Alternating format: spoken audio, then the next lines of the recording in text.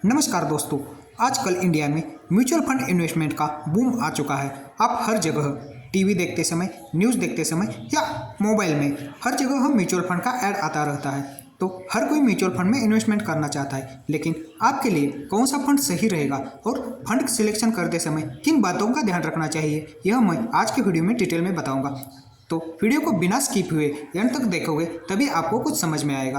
ये वीडियो आपके लिए बहुत ही हेल्पफुल हो सकता है, इसलिए वीडियो को एंड तक जरूर देखें।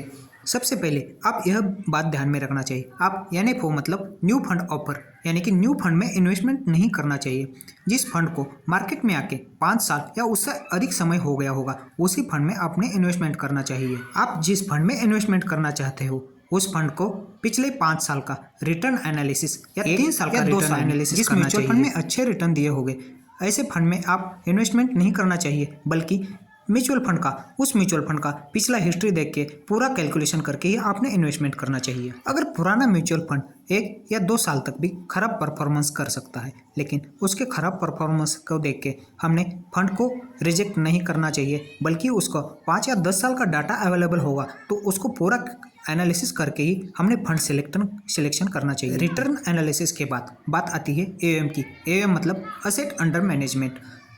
वह म्यूचुअल फंड कंपनी कितना असेट को मैनेज कर रही है वह देखना चाहिए। जिसका AUM 5,000 करोड़ से ज़्यादा हो उसी AMC के म्यूचुअल फंड में हम इन्वेस्टमेंट करना चाहिए। 5,000 करोड़ मतलब हमारे जैसे देशवासियों में उस म्यूचुअल फंड के ऊपर कितना ट्रस्ट किया है और कितना लोगों ने उसमें पैसा इन्वेस्टमेंट किया है, उसी को हम AUM बोलते हैं।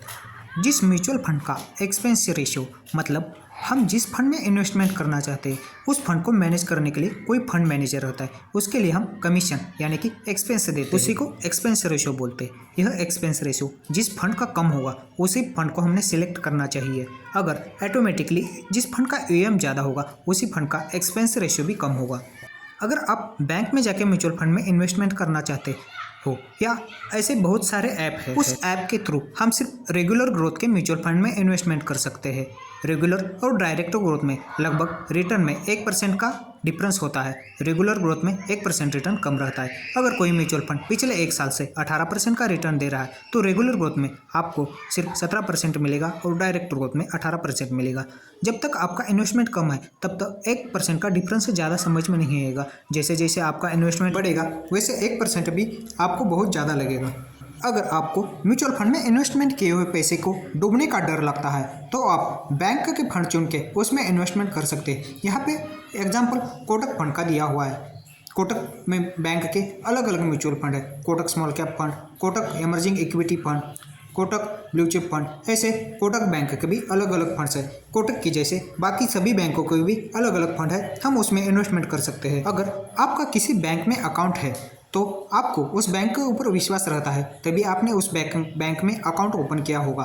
अगर उसी बैंक जो म्यूचुअल फंड चला रहा है उसमें आप इन्वेस्टमेंट करने से आपका पैसा उतना ही सेफ है जितना आपका उस बैंक के अकाउंट में सेफ है। फर्क सिर्फ इस बात का है, आपका पैसा मार्केट के हिसाब से अप और डाउन होता रहेगा।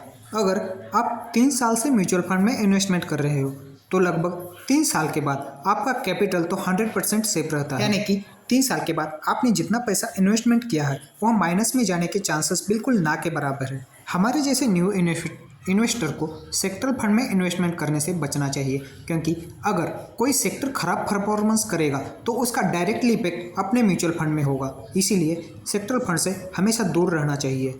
जिस म्यूचुअल फंड में वेल डाइवर्सिफाइड स्टॉक्स रहते हैं उसी म्यूचुअल फंड में हमने इन्वेस्टमेंट करना चाहिए। आपका अगर इन्वेस्टमेंट पीरियड 7 साल तक है तो आपने लार्ज कैप के म्यूचुअल फंड में इन्वेस्टमेंट करना चाहिए। अगर 10 या उससे ज़्यादा का इन्वेस्टमेंट पीरियड है तो आपने स्मॉल कैप, मिड कैप और फ्लेक्सी कैप जैसे फंड में आप आराम से इन्वेस्टमेंट कर सकते हैं। अगर आपका इन्वेस्टमेंट पीरियड 10 साल तक है तो आपने हर एक कैटेगरी का अलग अलग फंड रखना चाहिए, जैसे कि एक लार्ज कैप कैटेगरी का, एक स्मॉल कैप कैटेगरी का, एक मिड कैप कैटेगरी का, एक फ्लेक्सी कैप कैटेगरी का और एक बैलेंस्ड फंड। ऐसे 5 फंड चुन के आप अपने पोर्टफोलियो को मैनेज कर सकते हैं। अपने म्यूचुअल फंड पोर्टफोलियो में ज़्यादा से ज़्यादा 6 या 7 ही फंड होना चाहिए, क्योंकि अगर आप ज़्यादा फंड सिलेक्शन करोगे तो एक फंड का दूसरे फंड के ऊपर स्टॉक्स और लैपिंग होगा, उसका आपके रिटर्न के ऊपर नेगेटिव इफेक्ट हो सकता है। इसीलिए अपने म्यूचुअल फंड पोर्टफोलियो में 5 या 6 तक ही फंड रखना जरूरी है। यहाँ पे मैं एक मिड कैप कैटेगरी के म्यूचुअल फंड का एग्जाम्पल आपको बता देता हूँ। यहाँ पे म्यूचुअल फंड कंपाउंडिंग इंटरेस्ट से हमें हाई रिटर्न कैसे मिलते हैं यह दिखाता हूँ।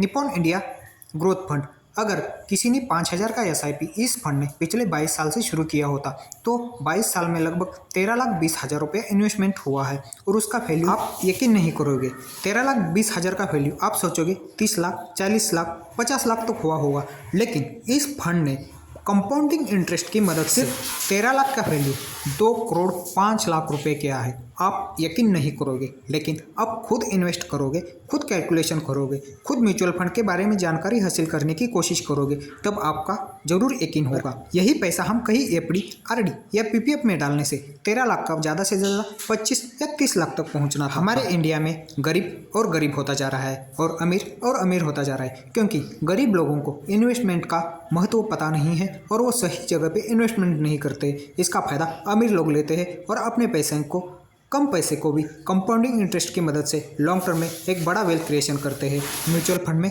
हर कोई इन्वेस्टमेंट कर सकता है, गरीब हो चाहे अमीर हो, सबके लिए म्यूचुअल फंड में इन्वेस्टमेंट करने का सुविधा है। इसलिए आज ही अपना म्यूचुअल फंड में इन्वेस्टमेंट स्टार्ट करो। धन्यवाद।